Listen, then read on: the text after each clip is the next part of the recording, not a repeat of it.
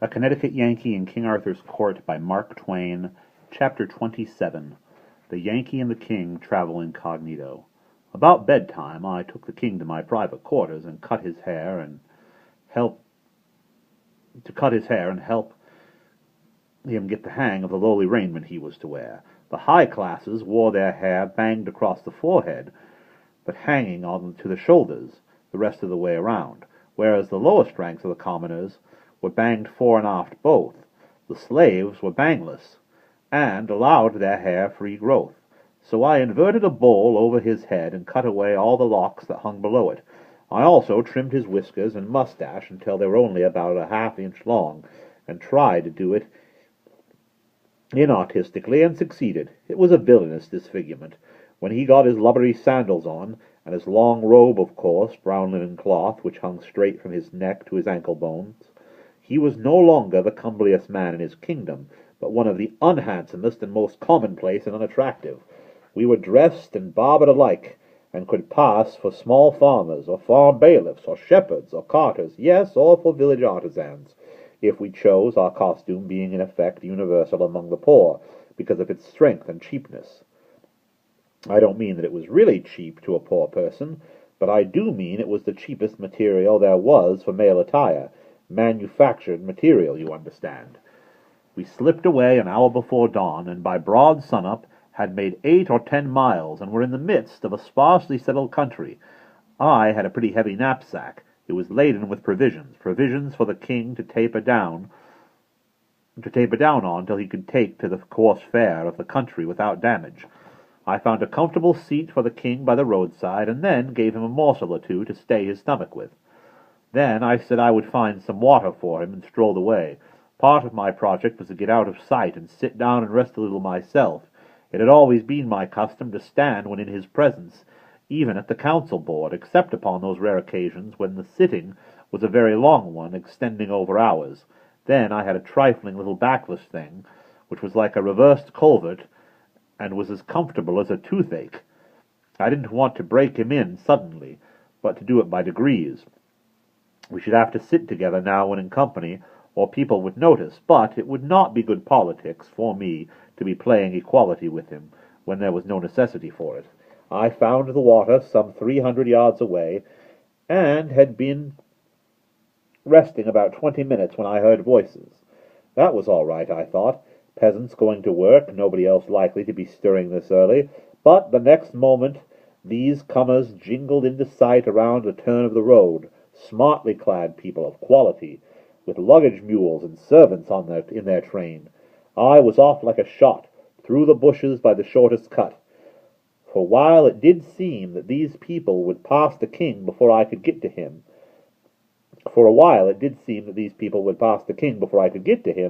but desperation gives you wings, you know, and I canted my body forward, inflated my breast, and held my breath, and flew. I arrived, and in plenty good enough time, too. "Pardon, my king, but it's no time for ceremony. Jump to your feet. Some quality are coming." "But that is a marvel. Let them come." "But, my liege, you must not be seen sitting. Rise, and stand in humble posture while they pass. You are a peasant, you know." "True, I had forgot so lost I was in planning of a huge war with Gaul." He was up by this time, but a farm could have got up quicker, if there was any kind of boom in real estate.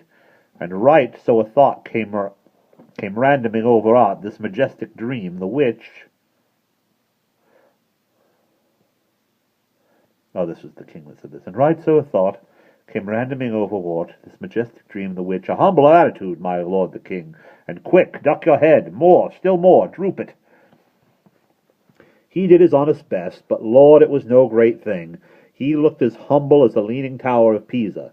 It is the most you could say of it. Indeed, it was such a thundering poor success that it raised wondering scowls all along the line, and a gorgeous flunkey at the tail end of it raised his whip. But I jumped in time, and was under it when it fell, and, under cover of the volley of coarse language which followed, I spoke up sharply and warned the king to take no notice. He mastered himself for the moment, but it was a sore tax. He wanted to eat up the procession. I said, It would end our adventures at the very start, and we, being without weapons, could do nothing with that armored gang. If we are going to succeed in our emprise, we must not only look the peasant, but act the peasant.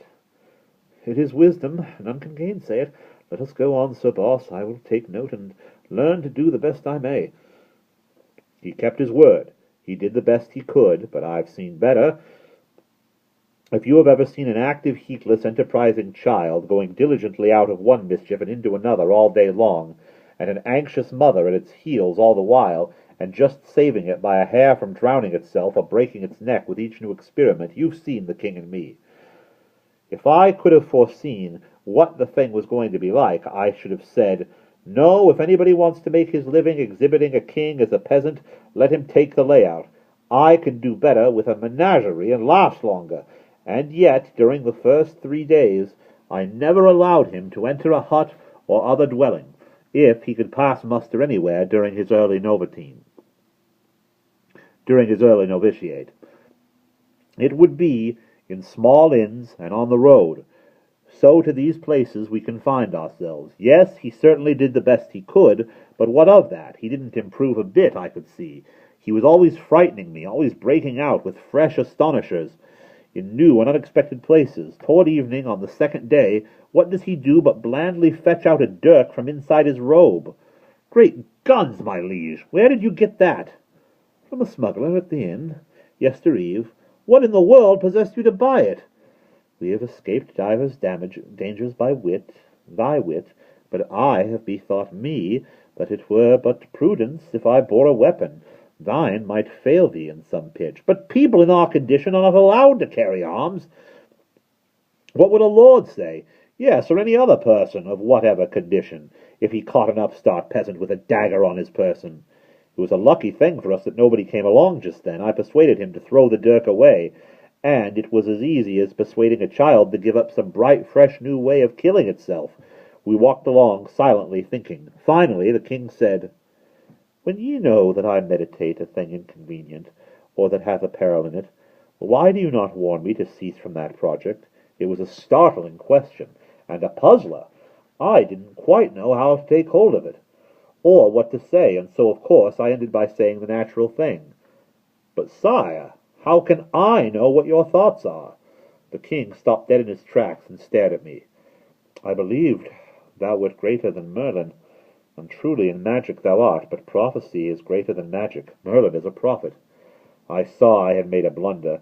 I must get back to my lost ground. After deep reflection and careful planning, I said, Sire, I have been misunderstood. I will explain. There are two kinds of prophecy. One is the gift to foretell things that are a little way off.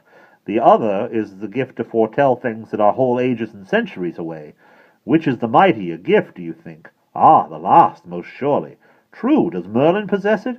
Partly, yes. He foretold mysteries about my birth and future kingship that were 20 years away. Has he ever gone beyond that? He would not claim more, I think.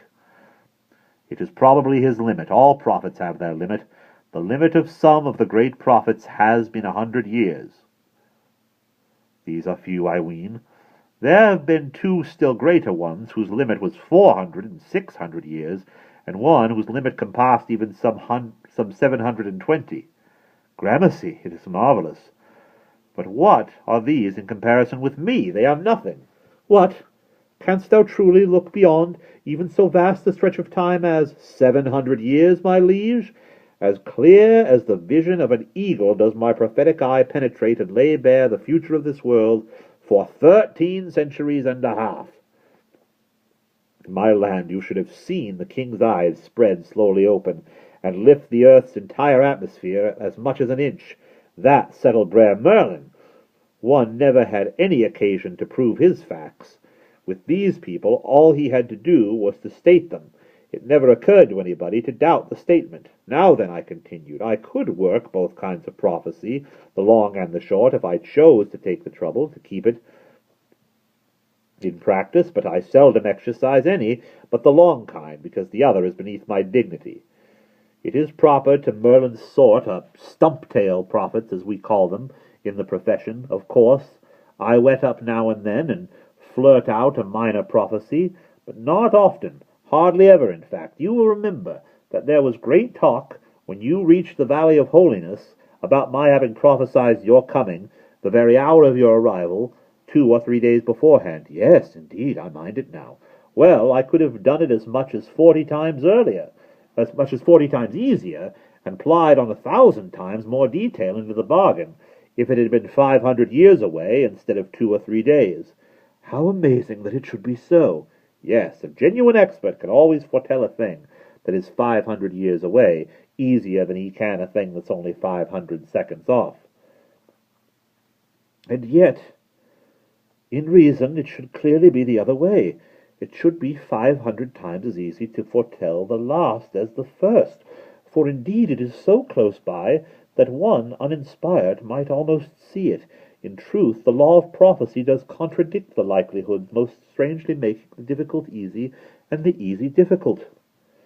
It was a wise head. A peasant's cap was no safe disguise for it. You could know it for a king's under a diving bell if you could hear it work its intellect.